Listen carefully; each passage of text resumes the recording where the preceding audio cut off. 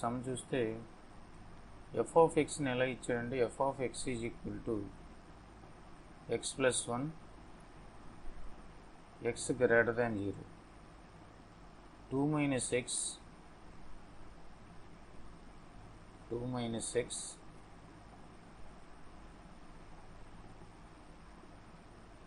X less than or equal to 0. ఇది f of x definition. G of x ఎలా ఇచ్చాడంటే g of x is equal to x plus 3 when x less than 1 and x square minus 2x minus 2 if x lies between 2 and 1 కి 2 కి మధ్యలో ఉన్నప్పుడు ఆ definition రాయాలి. మూడో definition ఏంటంటే x minus 5 x greater than or equal to 2. దీని meaning ఏంటంటే అడిగింది ఏంటంటే question limit x tends to zero ఏం ఫైండ్ అవుట్ చేయమంటున్నాడు? G of f of x ఎంత అని అడిగాడు. కాంపోజిట్ ఫంక్షన్ యొక్క లిమిట్ అడిగాడు. మీరు చేయాల్సింది ఏంటంటే ఇక్కడ రెండు ఫంక్షన్లు ఉన్నాయి. ఒక కాంపోజిట్ ఫంక్షన్ యొక్క డెరివేటివ్ అది లిమిట్ మనం ఫైండ్ అవుట్ చేయాలంటే దీన్ని ఇన్నర్ ఫంక్షన్లోకి తీసుకెళ్ళాలి, ఈ సబ్ ఫంక్షన్లోకి తీసుకెళ్ళాలి. జీ యొక్క డొమైన్లో ఫస్ట్ ఈ లిమిట్ అప్లై చేయాలి. అంటే దీన్ని ఎలా రాస్తామంటే g of limit x tends to zero f of x రాయాలి. ఎలా రాయాలంటే జీరోకి టెండ్ అవుతున్నప్పుడు ఎఫ్ ఆఫ్ ఎక్స్ ఎలా ఉంది? ఎఫ్ ఆఫ్ ఎక్స్ రెండు భాగాల కింద డివైడ్ అయిపోయింది. రైట్ సైడ్ లెఫ్ట్ సైడ్ రెండు భాగాల కింద డివైడ్ అయిపోయింది. కాబట్టి రైట్ లిమిట్ లెఫ్ట్ లిమిట్ కూడా కట్టాలి దీనికి. కాబట్టి నేను ఏం చేస్తాను అంటే ఫస్ట్ డెఫినేషన్ బట్టి డెఫినేషన్ ఎందుకైతే ఎలా అయితే డివైడ్ అయిపోయిందో దాన్ని బట్టి right left limits find out చేస్తున్నాను. కాబట్టి నా ఫస్ట్ థింగ్ ఏంటంటే రైట్ హ్యాండ్ లిమిట్ క్యాలిక్యులేట్ చేయాలి. రైట్ హ్యాండ్ లిమిట్ కోసం లిమిట్ ఎక్స్టెండ్స్ టు జీరో నేను అప్లై చేసేది 0 ప్లస్ అని రాయాలి. జీ ఆఫ్ నాకున్న ఫంక్షన్ ఎఫ్ ఆఫ్ ఎక్స్. కాబట్టి ఇందులోకి ఇన్నర్ ఫంక్షన్ తీసుకెళ్ళిపోతే limit x tends to zero plus ఇది లోపల తీసుకెళ్ళిపోండి. G of limit x tends to zero plus f of x అవుతుంది. ఎఫ్ ఆఫ్ ఎక్స్ అంటే ఏం రాయాలి? ఇప్పుడు నువ్వు ఎఫ్ ఆఫ్ ఎక్స్ జీరో ప్లస్గా టెండ్ అవుతున్నప్పుడు ఎక్స్ జీరో కంటే ఎక్కువ ఉన్నప్పుడు రాయాల్సింది ఎక్స్ ప్లస్ 1. కాబట్టి ఎక్స్ ప్లస్ 1 రాయాలి. సో నెక్స్ట్ స్టెప్ ఏమవుతుందంటే దట్ ఈజ్ ఈక్వల్ టు ఇక్కడ g of limit x tends to zero plus అయితే ఈ లిమిట్ని జీరో టెండ్ చేసినప్పుడు 1 ప్లస్ అవుతుంది. సో 0 ప్లస్ అంటే 0.001 అలాంటి నెంబరు 1కి యాడ్ అయితే ఏమవుద్ది? 1 ప్లస్ అవుద్ది కదా, 1 ప్లస్ అవుద్ది. ఈ 1 ప్లస్ దగ్గర జీ వాల్యూ ఎంతో చూడండి. జీ 1 ప్లస్ దగ్గర ఎలా డిఫైన్ చేశాడు? 1 కంటే ఎక్కువ దగ్గర X square minus 2x minus 2 అని డిఫైన్ చేశాడు. కాబట్టి దాంట్లో ఈ 1 వాల్యూ సబ్స్టిట్యూట్ చేయాలి. So that is equal to ఈ వాల్యూ ఎంత అవుతుందంటే ఎక్స్ స్క్వేర్ అందులో సబ్స్టిట్యూట్ చేయాలి నువ్వు. అంటే లిమిట్ ఎక్స్టెండ్స్ టు 1 యాక్చువల్గా ఇది రాసే విధానం 1 plus X square minus 2x minus 2 అనేది రాయాలి. అందులో 1 ప్లస్ 10 చేస్తే 1కి నైబర్హుడ్ అంటే 1కి రైట్ సైడ్ ఉన్న వాల్యూ అంటే ఎగ్జాక్ట్గా 1 సబ్స్టిట్యూట్ చేస్తే ఇందులో -2 × 1 -2 అవుతుంది. అంటే ఎంత? -3. దీని right hand limit. LHL find out చేయాలి. ఎల్హెచ్ఎల్ కూడా అదే మోడల్లో limit x tends to zero minus వాడు ఇచ్చిన డెఫినేషన్ ఏంటి? G of f of x రాసి ఇన్నర్ ఫంక్షన్ తీసుకెళ్తే g of limit x tends to zero minus f of x రాయాలి. ఎఫ్ ఆఫ్ ఎక్స్ అంటే జీరో మైనస్కి ఎలా డిఫైన్ చేశాడు? జీరో మైనస్కి ఎలా డిఫైన్ చేశాడంటే 2 మైనస్ ఎక్స్ రాయమన్నాడు. 2 మైనస్ ఎక్స్. సో ఇందులో జీరో మైనస్ సబ్స్టిట్యూట్ చేస్తే ఏమవుద్ది? ఎక్స్ జీరో కంటే తక్కువ ఉంది. జీరో కంటే తక్కువ ఉన్నప్పుడు జీరోకి లెఫ్ట్ సైడ్ నుంచి టెండ్ అవుతుంది. జీరోకి లెఫ్ట్ సైడ్ నుంచి టెండ్ అవుతున్నప్పుడు 2 మైనస్ ఎక్స్ అనే వాల్యూ 2 కంటే ఎక్కువ ఉండదా తక్కువ ఉండదా? 2 కంటే తక్కువ ఉంటుంది. ఇంకైతే లెఫ్ట్ సైడ్ నుంచి టెండ్ అవుతుంది కాబట్టి దీని వాల్యూ ఎంత అవుతుంది? దీని వాల్యూ ఎంత అవుతుందంటే యాక్చువల్గా -0.1 -0.001 ఇలాంటి నెంబరు. ఇది ఎక్స్ ప్లస్తో కరెక్ట్గా సబ్స్టిట్యూట్ చేసామనుకోండి, అప్పుడు మైనస్ ఆఫ్ మైనస్ ప్లస్ అవుతుంది. అంటే టోటల్గా ఇది 2 ప్లస్ అవుతుంది వాల్యూ. ఇంకేదా మైనస్ ఆఫ్ మైనస్ కదా ప్లస్ అవుతుంది. కాబట్టి జీ వాల్యూ ఇక్కడ నువ్వు ఎక్కడ క్యాలిక్యులేట్ చేయాలంటే limit x tends to 2 plus దగ్గర క్యాలిక్యులేట్ చేయాలి. అంటే 2కి రైట్ సైడ్ నుంచి టెండ్ అవుతున్నప్పుడు ఏం చేద్దాం, ఇది ఫైనల్గా దీని వాల్యూ 2 ప్లస్కి టెండ్ అవుతుంది. కాబట్టి 2 ప్లస్ దగ్గర g ఆఫ్ ఎక్స్ ఎలా ఉందో చూడండి. g ఆఫ్ ఎక్స్ని 2 ప్లస్ దగ్గర ఎలా డిఫైన్ చేశాడు, ఎక్స్ మైనస్ 5 అని డిఫైన్ చేశాడు. X minus 5. So X minus 5 ఇది. సో ఎక్స్ మైనస్ 5 దగ్గర 2 ప్లస్ ఇందులో సబ్స్టిట్యూట్ చేస్తే రైట్ సైడ్ నుంచి 2కి టెండ్ అవుతున్నప్పుడు ఈ వాల్యూ దేనికి టెండ్ అవుద్ది, రైట్ సైడ్ నుంచి 2కి అప్రోచ్ అవుతుంది. అంటే 2.01, 2.001 ఇలాంటి నెంబర్స్ రైట్ సైడ్ నుంచి టెండ్ అవుతున్నప్పుడు ఈ వాల్యూ 2 మైనస్ 5కి టెండ్ అవుతుంది. 2 మైనస్ 5 అంటే -3కి టెండ్ అవుతుంది. ఓకే, టెండ్ అవుతుంది ఎగ్జాక్ట్గా సబ్స్టిట్యూట్ చేస్తాం, కానీ టెండ్ అవుతున్న మీనింగ్లో సబ్స్టిట్యూట్ చేయాలి. ఇప్పుడు ఇక్కడ 2కి టెండ్ అయితే రైట్ సైడ్ నుంచి ఇది -3కి టెండ్ అవుతుంది. కాబట్టి ఇది -3 వచ్చింది. 2 మైనస్ 5 3 కదా. So right hand limit left hand limit రెండు కూడా ఈక్వల్ అయింది. Therefore LHL is equal to RHL. అర్థమైందా? Therefore the limit exist, limit x tends to 0 g of f of x exists and it is equal to -3. Right.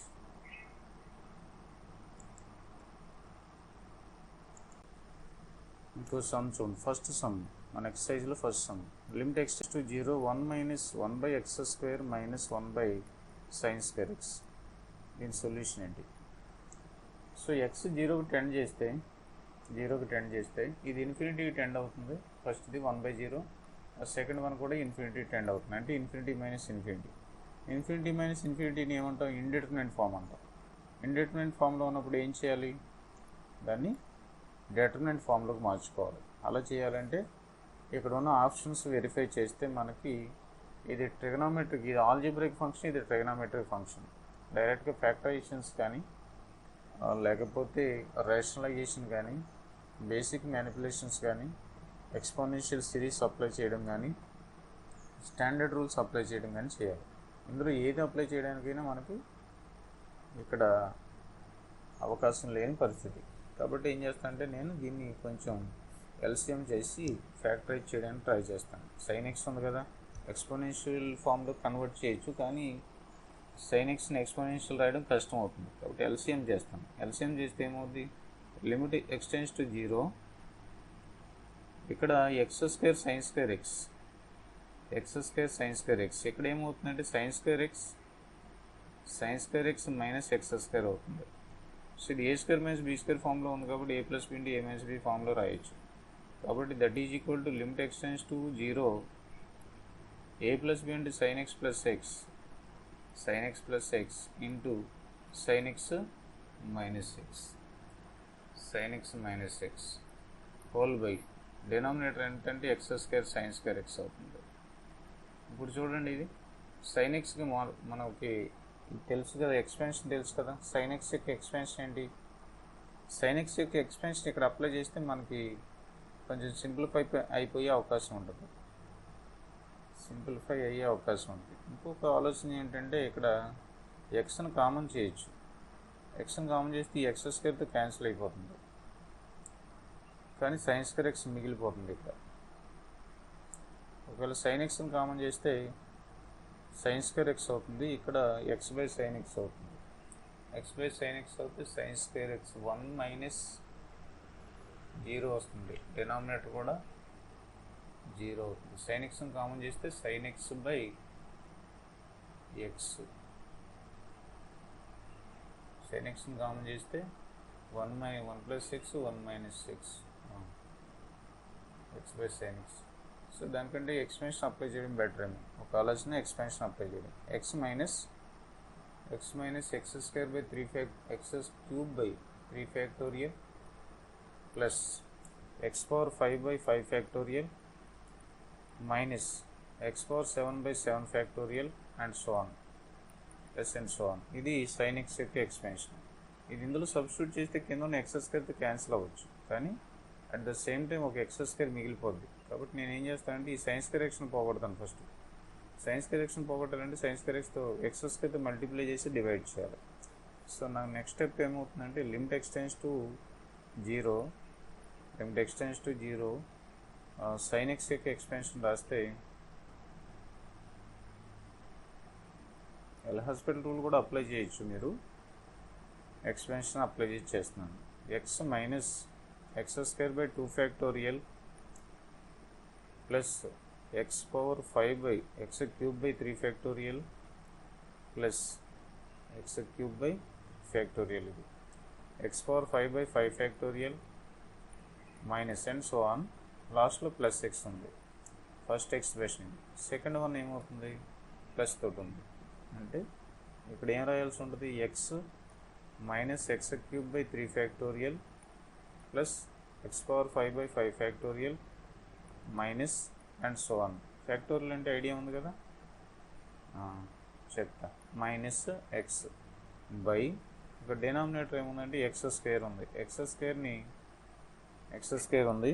దీన్ని ఏం చేస్తానంటే ఒక X స్క్వేర్తో multiply చేసి divide చేస్తే sine square X by X square అవుతుంది. So limit మొత్తం split చేసి రాయొచ్చు కాబట్టి ప్రోడక్ట్ ఫామ్లో ఉంది కాబట్టి ఈ లిమిట్ డినామినేటర్ కూడా తీసుకురావచ్చు. దీనికి 1కి టెండ్ అవుతుంది సెపరేట్ చేస్తే. ఎక్స్ స్క్వేర్ అంటే ఎక్స్ స్క్వేర్ ఎక్స్ పవర్ 4 అవుతుంది. ఇక్కడ ఈ ఎక్స్ ఈ ఎక్స్ అంటే 2x. ఇక్కడ ఏమవుతుంది, సెకండ్ టర్మ్లో ఎక్స్ క్యాన్సిల్ అయిపోతుంది. సో మిగిలేది ఎంత అంటే లిమిట్ x టెన్స్ టు 0, ఇక్కడ వచ్చేది x ఇంటూ 2x, ఇది 2x minus x cube by 3 factorial plus x power 5 by 5 factorial and so on into second పార్ట్లో వచ్చేటప్పుడు x క్యూబ్ బై 3 ఫ్యాక్టోరియల్, ఇక్కడ x cube by 3 factorial minus x cube by 3 factorial plus x power 5 by 5 factorial minus and so on ఇలా వస్తుంది. By denominator ఎంత ఉందంటే x power 5 ఉంది, x power 4 ఉంది. So దీన్ని మల్టిప్లై చేస్తే మనకు వచ్చే ఫ్యాక్టర్ హైయెస్ట్ ఎక్స్పోనెంట్ ఎంతంటే 2x x క్యూబ్ అంటే 2x పవర్ 4. సో మీరు దీన్ని చేస్తే కనుక limit x tends to 0 minus 2 by 3 factorial into x power 4తో స్టార్ట్ అవుతుంది. మిగతా అన్ని కూడా తర్వాత వచ్చేది ఏ టర్మ్ ఉంది, plus 2 by 5 factorial into x power 6, తర్వాత మళ్ళీ మైనస్తో అండ్ సో ఆన్. ఇవన్నీ కూడా ఇంక్రీజింగ్ పవర్సే. డినామినేటర్ ఎంత ఉంది, x పవర్ 4 ఉంది. ఇలాగ పాలినామియల్ ఫామ్లో వచ్చినప్పుడు ఎప్పుడైనా x టెన్ టు 0 అయినప్పుడు ఇక్కడ x పవర్ 4 కామన్ చేస్తామనుకోండి, x పవర్ 4 కామన్ చేస్తే ఇక్కడ మైనస్ 2/3 మిగిలింది, మిగతా అన్ని కూడా 0లు అయిపోతాయి. ఇంచేత న్యూమరేటర్ ఎక్కువ ఉంది కదా, x పవర్ 4 కామన్ చేసి సబ్స్టిట్యూట్ చేస్తే మీకు వచ్చే మిగిలిపోయే వాల్యూ ఎంత అంటే కాన్స్టెంట్ మైనస్ 2/3 ఫ్యాక్టోరియల్ మిగిలింది. సో 2 ఫ్యాక్టోరియల్ని ఎలా రాయొచ్చు, 2 మైనస్ 2/3 ఫ్యాక్టోరియల్ని 3 ఇంటూ 2 ఇంటూ 1 అని రాసుకోవచ్చు. ఏదైతే నెంబర్ ఉందో n ఫ్యాక్టోరియల్ అన్నాడంటే n ఈజ్ న్యాచురల్ నెంబర్ అయితే, so n into n minus 1 into n minus 2 into and so on చివరి వరకు 1 ఇంటూ 0 ఫ్యాక్టోరియల్ అని రాయాలి. 0 ఫ్యాక్టోరియల్ వాల్యూ 1 అవుతుంది. కాబట్టి ఈ ప్రోడక్ట్ అంతా కూడా న్యాచురల్ నెంబర్స్ కిందకున్న నెంబర్స్ యొక్క ప్రోడక్ట్ అంతా కూడా మల్టిప్లై చేస్తే n ఫ్యాక్టోరియల్ వాల్యూ అవుతుంది. ఇన్ పర్టికులర్గా 3 ఫ్యాక్టోరియల్ వాల్యూ కట్టాలంటే 3 ఇంటూ 2 ఇంటూ 1 అని రాయాలి. 0 ఫ్యాక్టోరియల్ అని వస్తుంది, 0 ఫ్యాక్టోరియల్ వాల్యూ 1 కింద డిఫైన్ చేస్తారు. కాబట్టి ఇక్కడ ఏమొచ్చింది మనకి, ఇది వచ్చింది అంటే -1/3 దీని ఫైనల్ వాల్యూ. Okay right.